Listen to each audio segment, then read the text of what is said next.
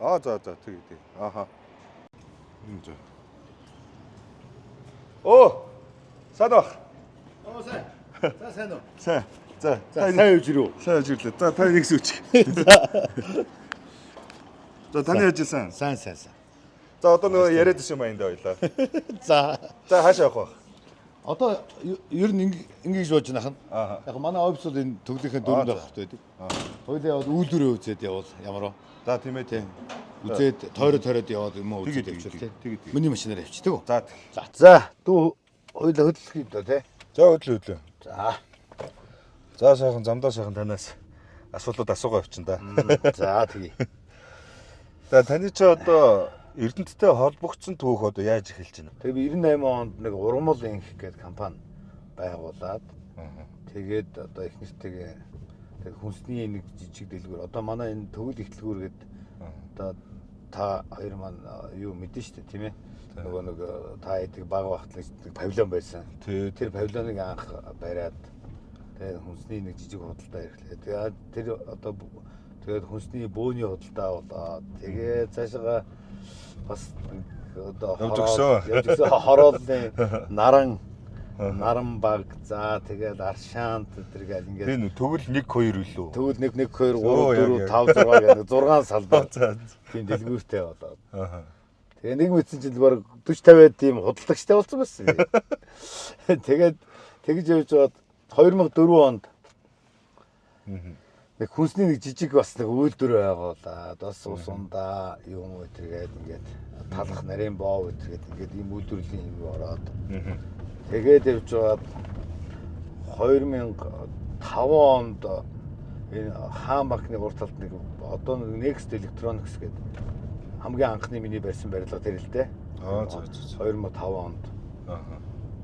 13-ыг харьцах нь 18-ын харьцаатай дөрөв давхар байсан.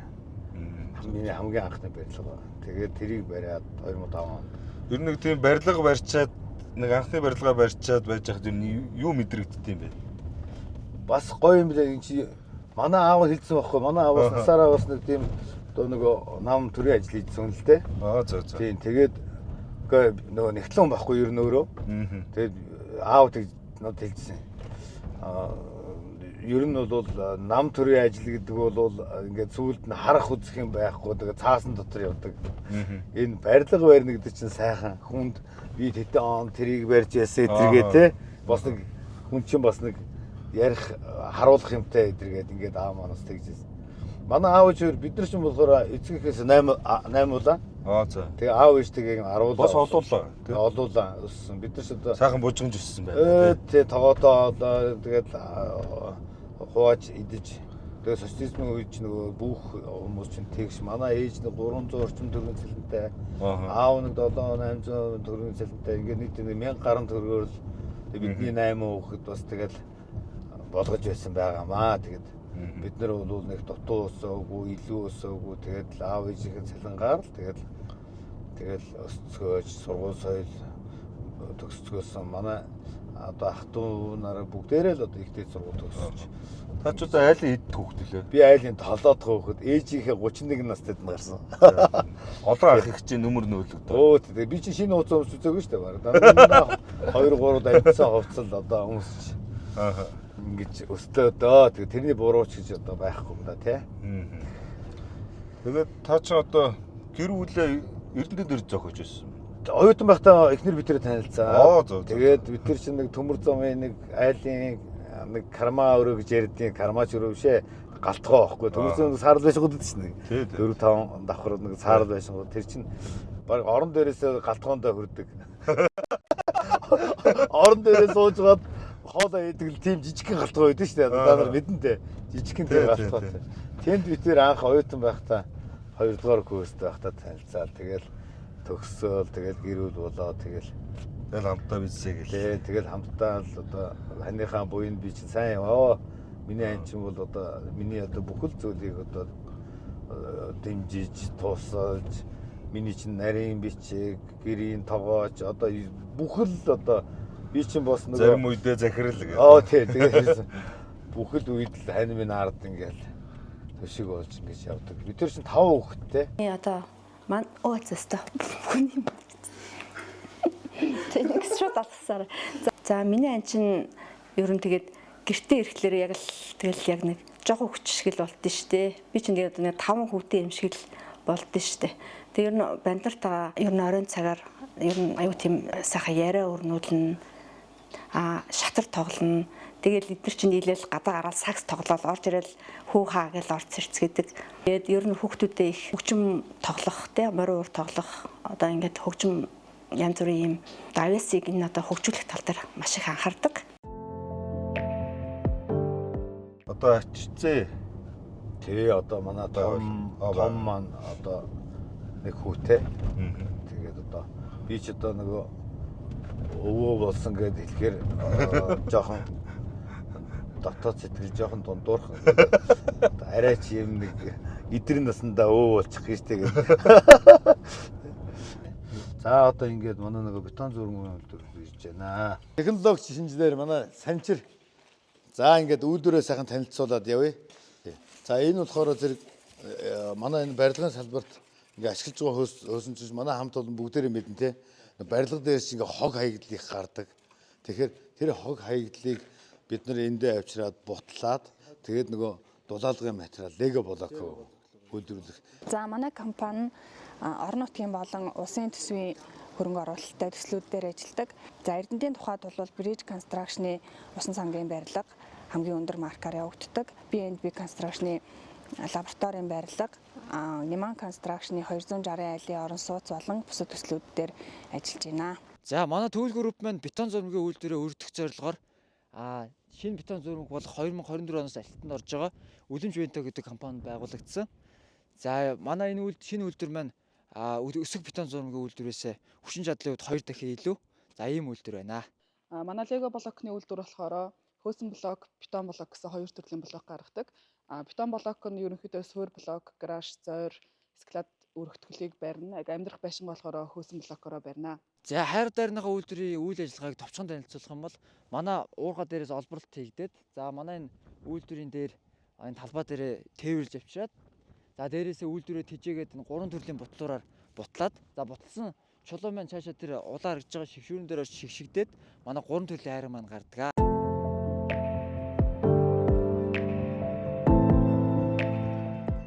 За анхны үйлдвэрүүдтэй сайхан танилцлаа. Сайхан бүтээн байгуулалтууд байна шүү.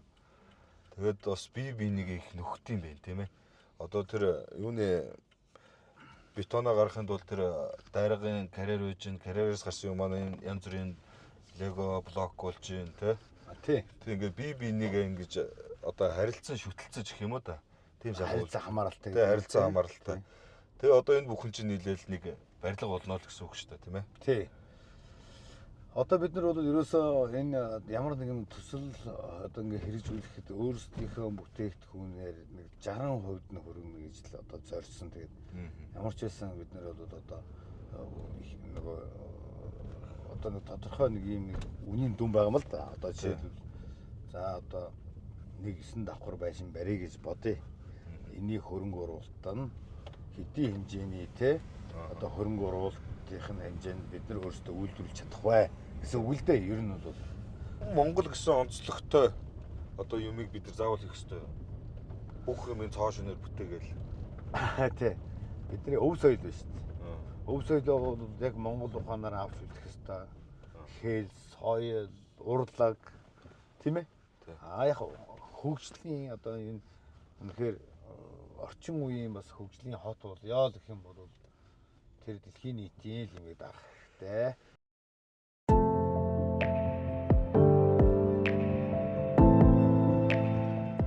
За бас хахагаа дагаад өнөөдөр зөндөө сайхан үйлдвэрүүдээр явлаа. Бас ах бас Эрдэнэ дотоос чамгүй олон үйлдвэрүүдийг бас ажилуулад бас олон сайхан хүмүүсийг ажилуулад ингээд бизнесийн юм олон төрлийн үйл ажиллагаа хийгээд бас сайхан байна. За цаашдаа одоо ер нь таны бизнесийн хараа ямар хөө? Ер нь бол одоо Улаанбаатар утаатай, хөрсний бохирдолтой, төвжирэлтэй ер нь орон нутг руу амьдрий гэсэн залуучуудын хүсэл тэмүүлэл их байгаа. Тэгэхээр манай Эрдэнэт бол аймаг биш, сум биш. Хот статус хөөж өстой би дандаа ярьдаг. Тэрний төлөө ер нь зогсдог хүн. Эрдэнэт ер нь үндсэн хуулинд бол өөрчлөлт орсон шүү дээ. Тийм ээ Эрдэнэт бол хот болно гэдэг ингээд. Тэгээ хот одоо болгоогүй байна. Тэгээ хот болгох хэвээр хотын статусаар хөгжих ёстой. За Эрдэнэт хот маань одоо энэ шилжин гэсэн манай их сонин статистик байдаг шүү дээ. Одоо жилдээ Эрдэнэтэд 7-8 мянган хүний одоо шилжих хөдөлгөөн байдаг гэсэн. За. Тийм. Тэгээд сая чинь бас засгийн газраас бас нэг зөв бодлого явуулсан шүү дээ. Ер нь орон нутагт амьдарч байгаа хүмүүсийн ипотекийн орон сууцны ипотекийн зээдийн 3% орон нутагт амьдарч байгаа хүмүүс. Энэ их зөв бодлоо. Тэгээд цаашдаа бол Эрдэнэт бол хүн амын өсөлт бол нэлээд хурдтай байгаа. Тэрийгээ дагаад хөгжил бий болж байна, утаа бий болж байна. Ингээд тийм учраас бид нэр цаашдаа энэ гэр хорооллыг утаагүй болгох, хөрсний бохирдолгүй болгох энэ бол бидний төр засгийн болоод хувийн бизнес эрхлэгчдийн энэ одоо алсын хараа байх ёстой гэж үздэг. Энэ зүгээр нэг өдөр алгуулахгүй. Эрдэнэтэд 15 мянган гаруй одоо гэр хороолд амьдарч байгаа юм сууцны тоо, өрхний тоо байна. Тэгэхээр 15 мянга гэдэг бол бага тоо биш үү те? Бага биш шүү. Тэгэхээр 15 мянган яндан болгоно гэсэн үг. Яг тийм. Тэ 15 мянган айлын одоо модон жорлог буулгана гэсэн үг.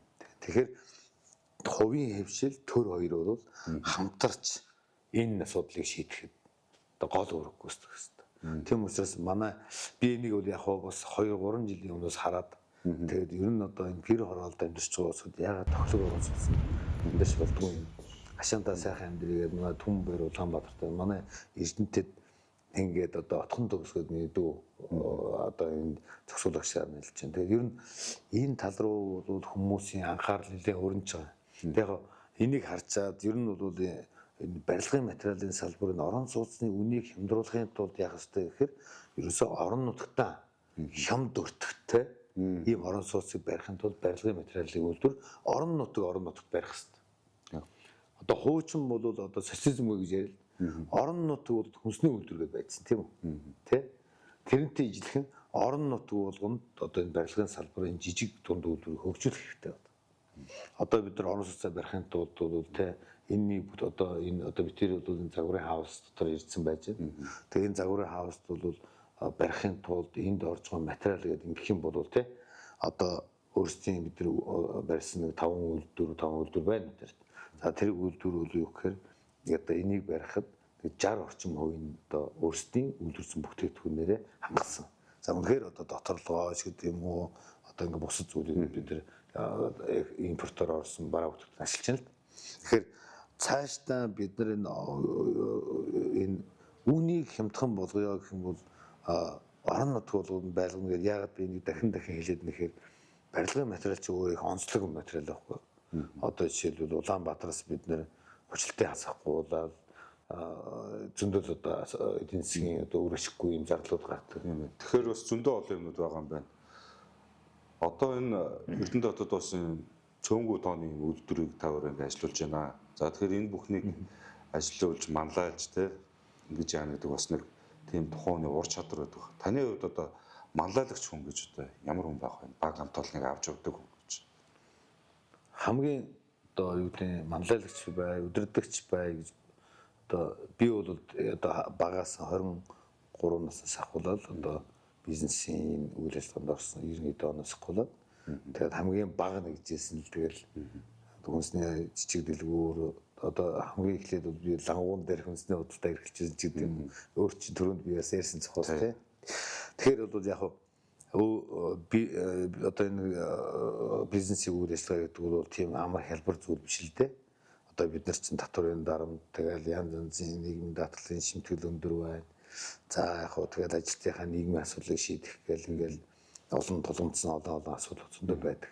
Тэгвэл яг хөө одоо бид нар тэрийг даван туулахын тулд одоо ингэж ажиллаж байна.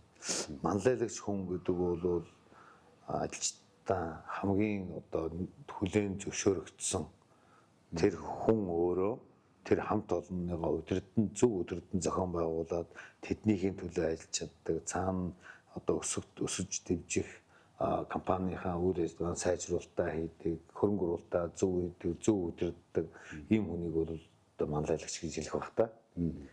Таны онцлогийг өнөөдөр ингээд харлаа л да. Одоо ингээд өөр төрлийн юм үйлдвэрүүдээр байхад та хаач очсон гэсэн тэр бүгд ямар ажил болдог, юу ямар процесс болдог бүгдийн сайн мэдчихээн. Тэр энэ одоо таны бас нэг онцлог давуу тал юм шиг харагдлаа. Тэгээ энэ талаар та одоо яг хөө тухайн үйлдвэрүүдэд тэр барихт би ерөнхийдөө өөрөө тэр төсөл дээр нэлээд ажилласан л да. Тэгэхээр одоо хаана нэрэг шуруу Яалтчгүй л одоо гар үе оролцсон хүчүүд бүгдийг л мэдчихэж байгаа. би ч өөр ажлынхаа дунд ороод ажилладаг байж тээ. Дунд нь ороод явдаг.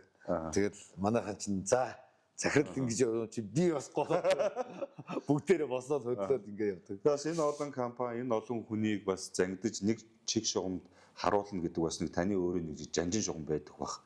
Бүгдэд хилдэг, үлгэрэлдэг юм байх. Тэр одоо таны үнэт тэр зарчим энэ компаниудыг авч явж байгаа. Ер нь ингээд би бол миний зарчим бол ерөөсөө хүнд худал хэлэхгүй байхансан гэж боддог. Тэ хүнд одоо худлаа ирнэ гэдэг бол хамгийн муухай зүйл шүү дээ. Тэ ажилчтайгаа одоо юу гэдэг хэлсэн амандаа байх тэ. Ер нь найз нөхдөдсөн би бол одоо тэр зарчмыг их эрхэм болгодог. Худлаа хэлэхгүй, хулгай хийхгүй, зөв мөртэй амьдрах тэ. Нөгөө үрээ үлдэх хорвоод үнэн мөртэй амьдрья гэж үгддэг шүү дээ. Гайхалтай. Тэ.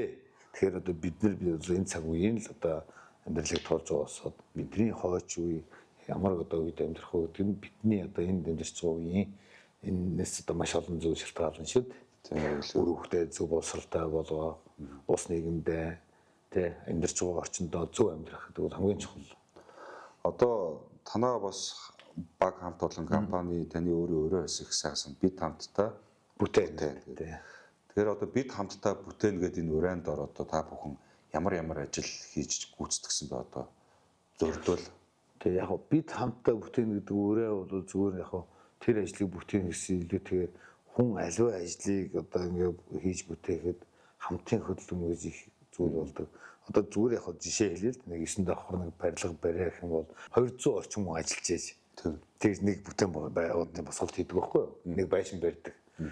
Одоо нэг үйлдвэр бариа гэх юм бол тэнд одоо агаг нуурчин за ингээд одоо цахилгаан за одоо эхнээс нь гуулаад цахилгаанаа татгаасахгуулаад газраа чөлөө жавхаасахгуулаад тэгэл одоо зураг хөргөөс үйлдвэрийн зургаас авахгуулаад ингээд процедур нь бол тэгэл мундахгүй их. Тийм учраас энэ аливаа ажлыг хийхэд бол бид хамтдаа байж хийдгээ гэдэг юм санаа.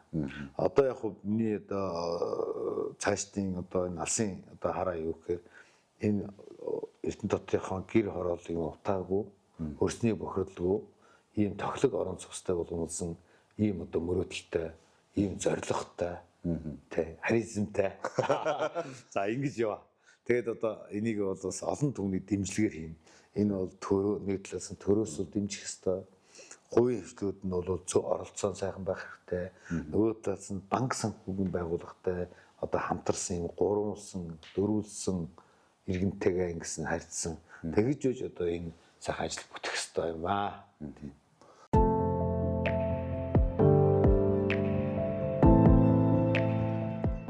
Таны одоо бүтээн байгуулалтууд гэхээр Эрдэнэ хотод хийсэн ямар бүтээн байгуулалтууд байгаа вэ одоо?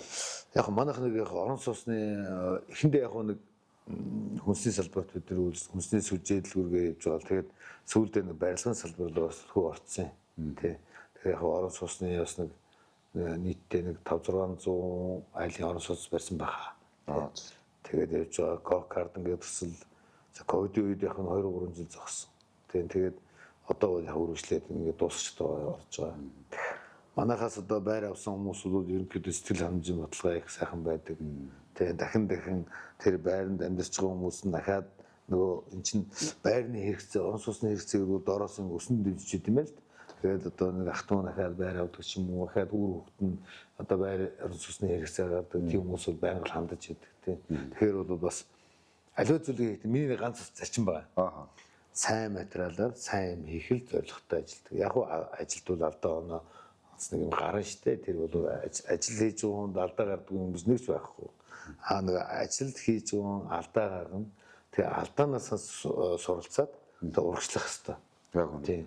Тэгэхээр Төгөл группийн ер нь цаашдын одоо төлөвлөгөө юу байгаа вэ? Бүтээн байгуулалт. Бид нар яг уу энэ барилгын салбар руу нэлээд анхаарал тавьж байгаа. Тэгээ цаашдаа бол бид нар одоо 10 үйлдвэр барина, 10 жилд 10 үйлдвэр барина гэсэн нэг ийм зорилго тавьсан явж байгаа. Тэнийхээ бид нар 5 үйлдвэрийг барьсан байна. Тэгээ одоо цаашдаа бол бид нар яг өөрсдийн энэ орон нутгатаа хийж болох одоо их том үйлдвэр биш шүү дээ. Жижиг дунд үйлдвэр гэдэг нь одоо орон нутгийнхаа энэ хүн ам тохирсон барилгын материалын жижиг үйлдвэрүүдийг л барина гэсэн юм зорилготой. Одоо бидний бас нэг давуу тал нь юу гэхээр манай Эрдэнэт хот бол дид үз зам харилцаасаа тийм хөтөлгээд одоо цементийн сайхан ордтой юм хажууд үйлдвэр маань байж байна. Тэгэхээр бид нар одоо түүхийн эд маань ойрхон байна. Тэгэхээр бид нар энэ жижиг дунд үйлдвэрээ одоо хөгжүүлэх бүрэн боломжтой байгаа гэж хардаг.